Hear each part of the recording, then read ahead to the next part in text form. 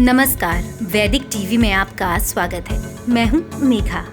आज आपको बताएंगे एक ज्ञान की बात जो सारी जिंदगी आपके काम आएगी और आपके जाने के बाद आपकी पीढ़ियों के। ऐसा आपने कई बार कई लोगों को कहते सुना होगा कि चाहे आप जितने भी विद्वान हो जाएं, लेकिन आपको अहंकार नहीं होना चाहिए। इससे आपका सर्वनाश होने में जरा भी वक्त नहीं लगता।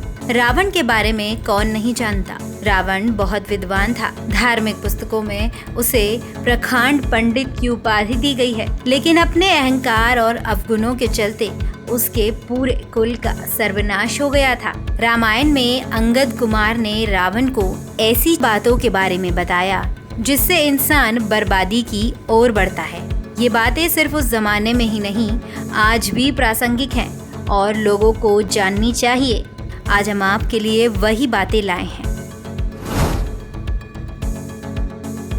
सही दिशा में चल रहे काम में कमी निकालने वाला। इसका मतलब होता है कि जो व्यक्ति सही दिशा में चल रहे काम में भी कमी निकालता है, ऐसा व्यक्ति कभी खुश नहीं रह पाता और उसके अंदर की घृणा उसे कमजोर करती है। संत विरोधी और नास्तिक। जो संतों का विरोध करे, शास्त्रों को पाखंड कहे और ईश्वरीय सत्ता में यकीन न रखे, ऐसा व्यक्ति अक्सर अकेला और नकारात्मकता से भरा होता है। संतों को बिना जाने, शास्त्रों को बिना पढ़े और प्रभु की महिमा को जाने बिना खुद को श्रेष्ठ समझने वाला मरे हुए के समान होता है।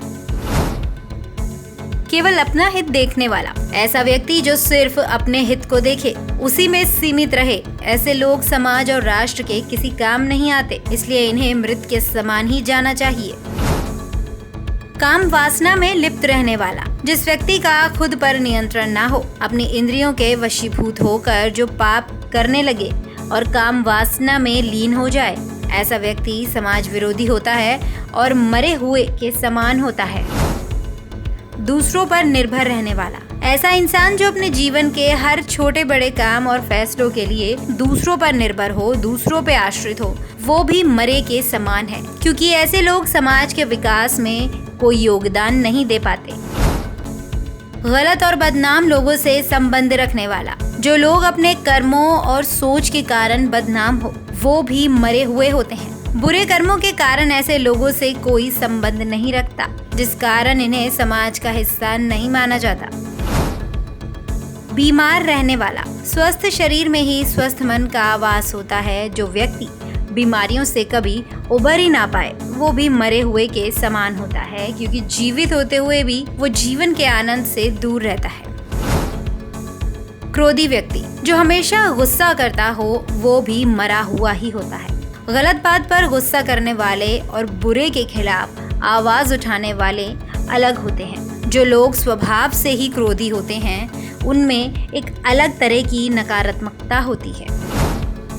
पाप कर्म से कमाए गए पैसों पर जीवन बसर करने वाला। पाप कर्म यानी बुरे कर्मों से कमाए गए पैसों से अपना और अपने परिवार का भरण पोषण करने वाला व्यक्ति भी मरे हुए व्यक्ति के समान ही होता है, क्योंकि जैसा खाओ अन्न वैसा बने मन की तरह पाप कर्मों से अर्जित भोजन खाने पर व्यक्ति के परिवार में वैसे ही संस्कार आते हैं, यानी वो भी पापी हो जाते हैं।